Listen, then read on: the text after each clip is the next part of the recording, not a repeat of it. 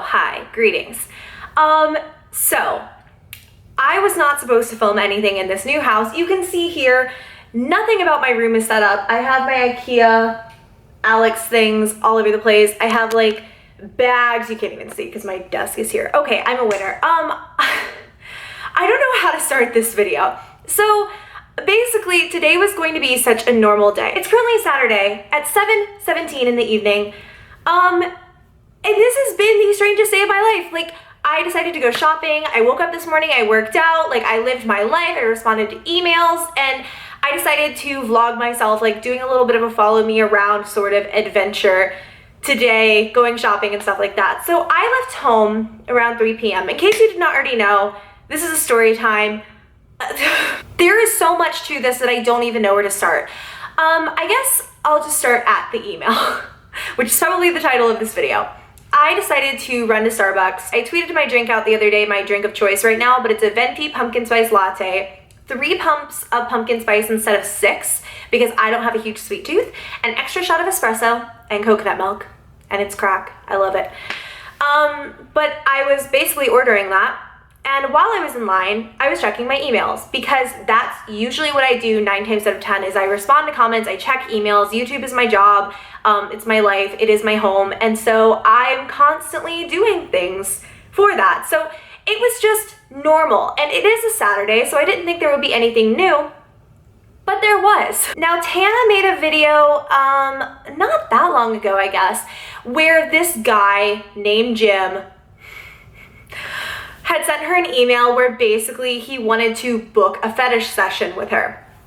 And it was somewhat similar to this email, and when I saw it and when I started reading it, I was like, oh my god, this is the same guy. But then I got deeper. For any naysayers, I will pop over screenshots of the email. I'm not gonna give his email out or anything like that. His first name is Jim, his last name starts with a D. I can't deal with my life right now. So I started reading this, I freaked out, I texted my best friend. Here is, just for proof, this is my current email, and then there at 5:46 a.m., I don't know how I missed it, is from Jim.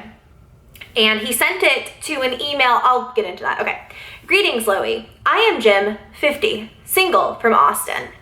Good to know. Came across your Instagram. You are lovely, gorgeous, and beautiful. And that was the part where I was like, that sounds a lot like the beginning of the email that Tana got, and I think Brittany Lee Saunders also got the exact same email from the exact same dude. And then he says, I have a mutually beneficial proposal for your consideration, and I would appreciate it if you could consider my request. I have a certain medical condition, mineral deficiency of ammonia, urea, potassium, and nitrate, and I have been medically advised to pursue urine therapy. Who in their right minds? And then what kind of idiot does he think that I am, that I would just be like, oh yeah, your doctor told you to drink pee, cool. Okay, so he's telling me about his medical condition, and let me remind you that this email starts out with the subject, business proposal. So I'm already like a little bit weirded out, but then I read that and I'm just like, great. My body condition requires me to drink urine, which is sterile, at least 5 times a week. I would appreciate if you could help me with this by selling your, he used a word that I hate. It is my least favorite word. It's not even a curse word, but it's another word for pee. I'm not gonna say it because I hate it. It grosses, ugh. By selling your pee regularly on a weekly basis. I would like to purchase as much and as many pee bottles as you are willing to sell. I would like to buy a bottle of your pee, in parentheses, preferably the one you go once you wake up in the morning, since the concentration of certain minerals are high, at least 3 times a week. I would like to offer you a minimum of $100 per bottle of your morning, that word again, pee, $300 per week for 3 bottles a week. You could as well quote me an amount that you would feel comfortable with doing this. Thrice a week, we would meet and have an exchange at some public place of your choice on dates/days and times that you prefer and feel convenient. I will pay you the money in cash up front, and then you can hand me over your bottle of pee in a grocery bag or something, and then we part ways and move on. Based on your convenience and availability, I am willing to discuss and negotiate the price per bottle of your urine, and also the number of times/number of bottles you will be able to sell it to me in a week. Feel free to ask any questions or clarifications or ideas if you have any. Let me know your thoughts. Looking forward, Jim. Okay, so immediately after kind of comparing this to the email that, again, I know both Tana and Brittany got, I have two thought processes. One, it's the same guy, and he's just getting way more clever with the way that he presents this. He's like, he started it out with like, this is my fetish. Now he's like, I'm sick. Like, you have to help me by selling me your pee. Okay, so I read it. I'm just laughing so hard. I tweet about it. I text my friend. I text screenshots to like my close inner circle, and they all think it's so funny. And then today went from 0 to 100 real quick. So I get the email, whatever. I don't know why I didn't see it earlier in the day, but it's so funny to me. I go throughout my day, I'm vlogging, I'm living my life, and then the phone calls start. Now, oh, really quickly before I move on, the email that Jim emailed me at, let me actually make sure, is no longer my business email anywhere, because I've been I'm managed now. I have managers. Yeah, no, it's not my business email anywhere. It's not on my YouTube channel anymore. It's not on my Twitter. It hasn't been on any of my social medias in like half a year. So he would have had to go back like so many videos ago to even find it. Like he would have had to go to a specific video like months ago, go through my description box, and then find my like business email at Gmail, because now if he had sent it to my like management email address, I wouldn't have gotten it. My management would have gotten it, and then if it was like an actual like business thing, they would have emailed that to me, but they didn't. It was all just to this email that hasn't been public for like 6 months, and I don't understand. The calls started at 4 p.m. and have gone up pretty much every 15 minutes until now, and it's 7:30. I got one literally right before I sat down to film this video. And that's just from that number, and there have been other calls. So I'm gonna play you the voicemail. Internal Revenue Service.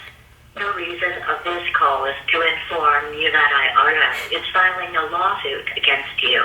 Please call our department number on 506. Oh, I won't let anyone harass them. So even though they have been harassing me all day. So it's basically an IRS scam, which I think is weird because I haven't gotten that call before, and it feels like everyone who was getting that call was getting it a lot earlier in the year when like it was prevalent to be like sued by the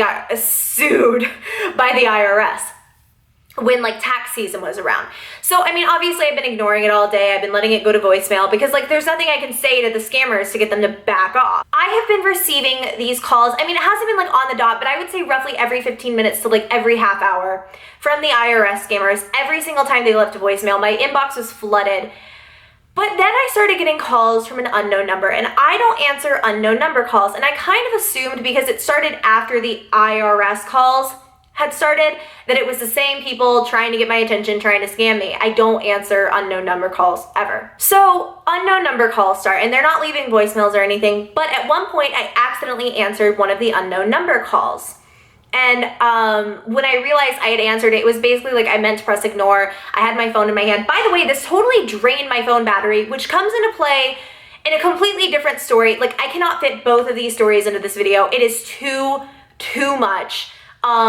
Basically what happened the second half of this day. The fact that my phone was dead was a really horrible part of the rest of my day. So, but I'll get into that in another video. So they're like draining my phone battery, and so I'm trying to be like quick with ignoring, and I put my phone on do not disturb, but basically if you call someone 2 times in a row, like it'll go through anyways if their phone is on do not disturb. So they called me, I'm assuming it went to voicemail the first time. The second time they called again. I don't want it to like ring because my phone is dying. I don't have my phone charger. So I quickly try to press ignore. I accidentally press, answer the call. And since it's already there, I go ahead and I just say hello. And there's nothing on the other end. There's like crackling, like it's a bad, I don't know, like a bad connection, or just, I don't even know if it was like crackling. It may have just been static or something from the phone. It was very light and very faint. And so I'm gonna say hello one more time, see who it is, because I think the whole thing is so weird. And I'm more annoyed at this point, and I don't think that the two things are correlated at all. I don't think that the things are correlated. I still don't. But it's just a weird thing that happened. So I say hello again, and somebody starts laughing on the other line, and it's not like I can't really recreate it, and it's still really creeping me out. It was like a cartoon, like maniacal villain laugh. Like it may have been a recording or something like that.